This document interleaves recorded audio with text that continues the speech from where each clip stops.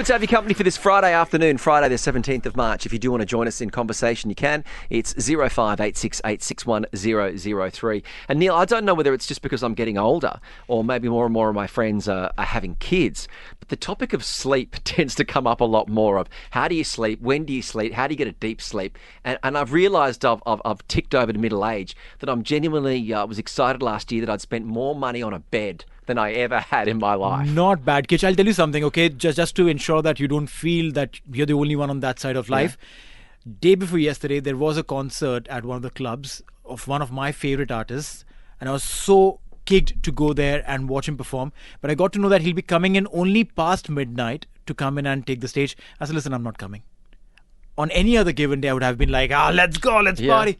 I was like, no, 12:30, he's coming on the stage, I'm not coming. Let it be, I'll sleep. You've changed. Well, to discuss the importance of sleep, particularly with children who are at school, we are joined by a couple of great members because Bloom World Academy, as it opened its doors this academic year, became the very first school in the UAE to start at 9 a.m. And obviously this was a reason for students to be able to get more sleep. We are joined by the school principal from Bloom World Academy, John Bell, and sleep therapist Claudine Gillard. To the two of you, thank you very much for joining us here on Talk 100.3. Thank you. Thanks for inviting me. Yeah, great to have you on. First of all, to you, John, as the school principal, talk to us about Bloom World Academy and starting at 9 o'clock, doing this later start to the day. Yes, of course. Well, it's relatively simple, actually. I working in Dubai for a number of years, I spent a lot of time working with other schools and seeing the race in the morning that children had to get to school, not least the teachers as well. You know, if you're going to be a really organised teacher, you imagine going to work in a school that starts at 7:30, you've got to be even ahead of that. So from a teacher perspective and a student perspective.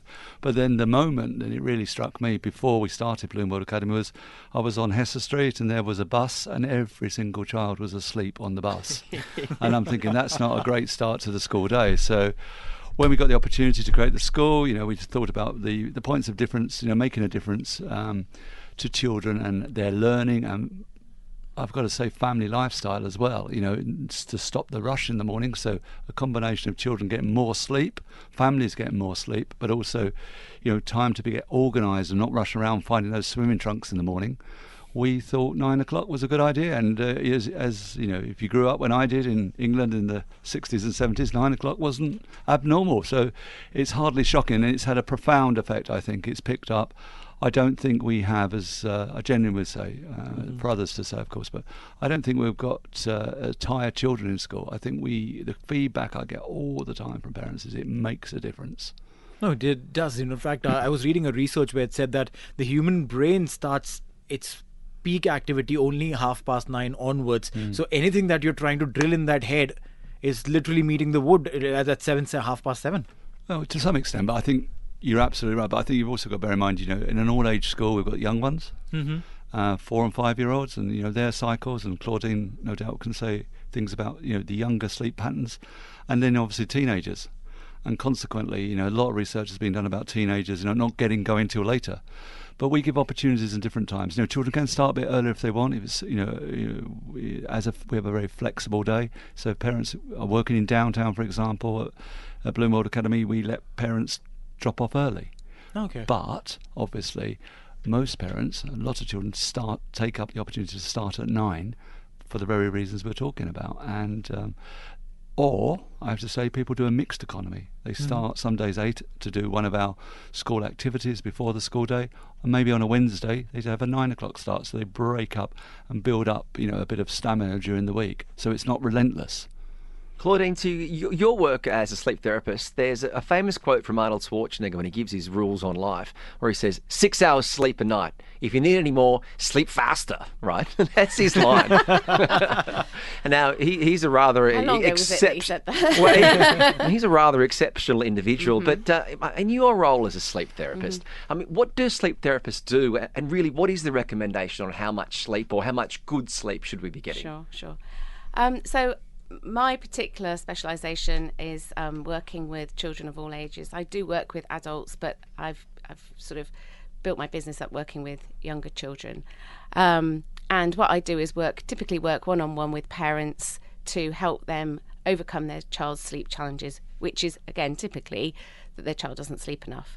I do a lot of workshops and presentations for schools and nurseries and other government entities, corporations, things like that. But most of my work is one-on-one. In terms of sleep needs, I think that quote was probably made a little while ago, in so much as hopefully the tide is turning on what sleep is for and all about as a species, because there was a big change in recent times where it's sort of come on the table. I think for me, I noticed it during COVID that it's sort of come back on the table in terms of a discussion point of re-embracing sleep.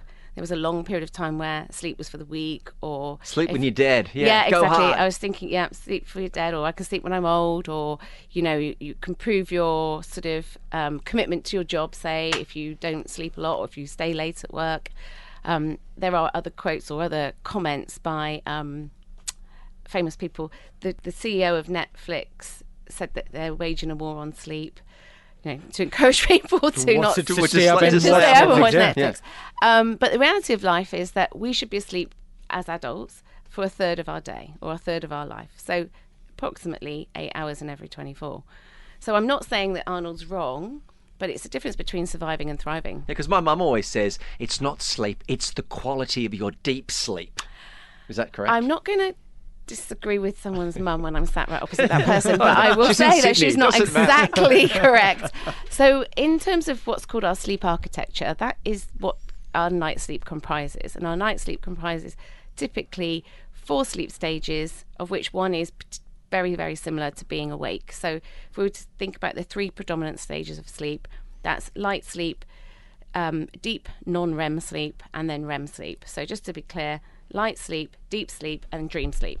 Now, I've noticed you've got an Apple Watch on there. Yes. What do you rate about their sleep tactic? Do you think I it's will good? say this, the problem with this is that I have to charge it overnight. Yeah. So You but can't wear it for So 3 Neil's nights. an Apple man. I pull it off every night to charge, so yeah. Right. I have been using in the past something called a Whoop, which doesn't need to be charged every night, and so it can track your sleep.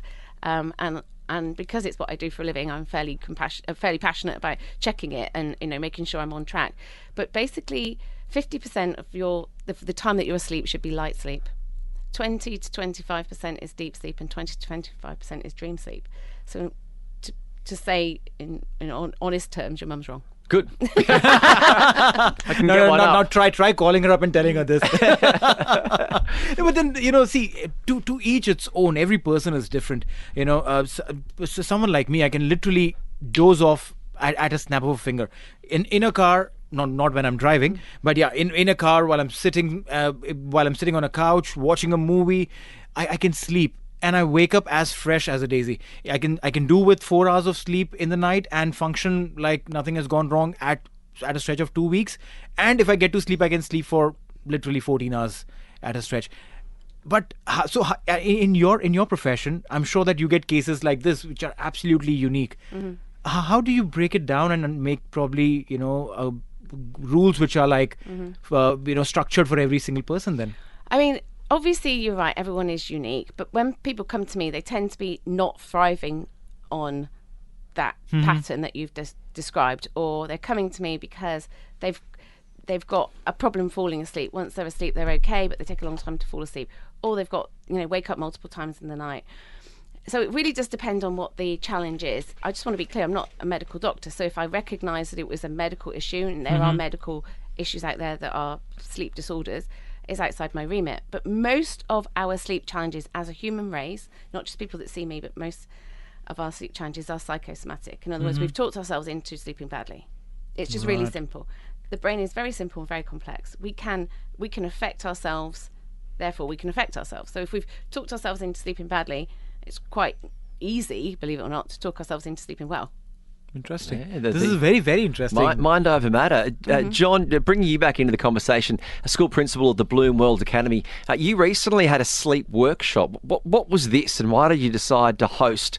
What, did you get a whole bunch of beds and everyone slept at school? What's a sleep workshop? Well, it's even... No, sleep workshop's easy. Claudine came in. Okay. Claudine came in.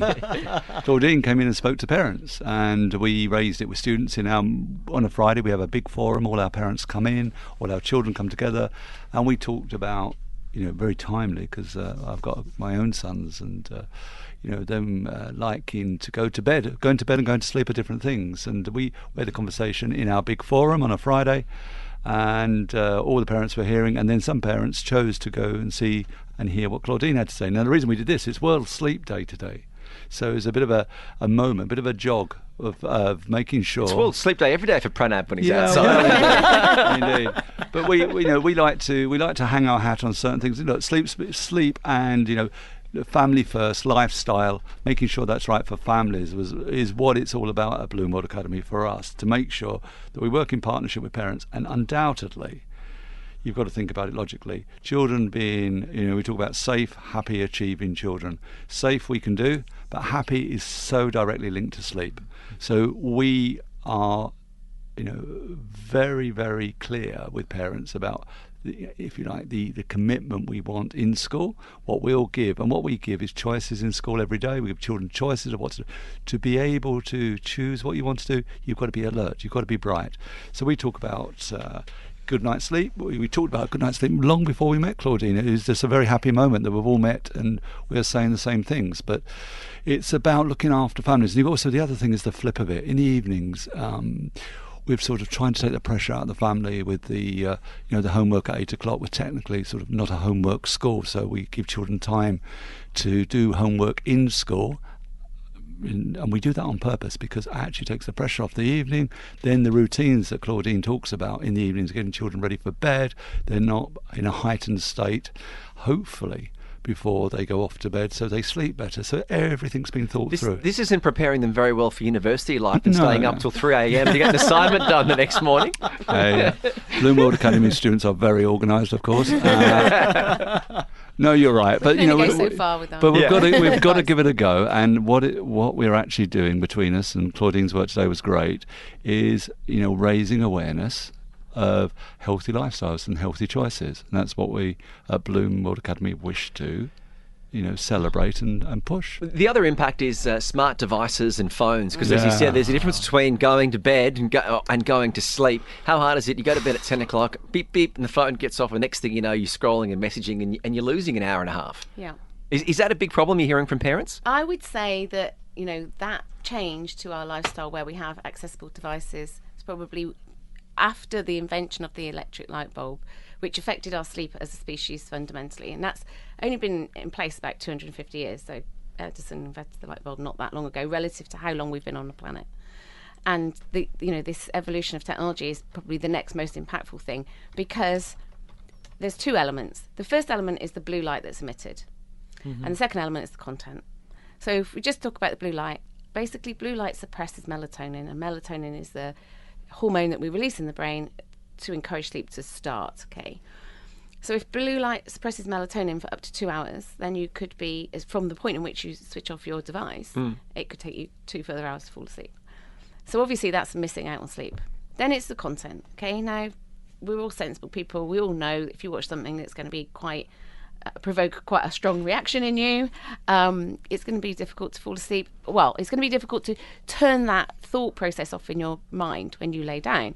So it's difficult for me as an adult, and I know it's all make-believe. So for a little child or a younger person, it isn't going to be as easy for them to just sort of disregard that and go for their shut-eye.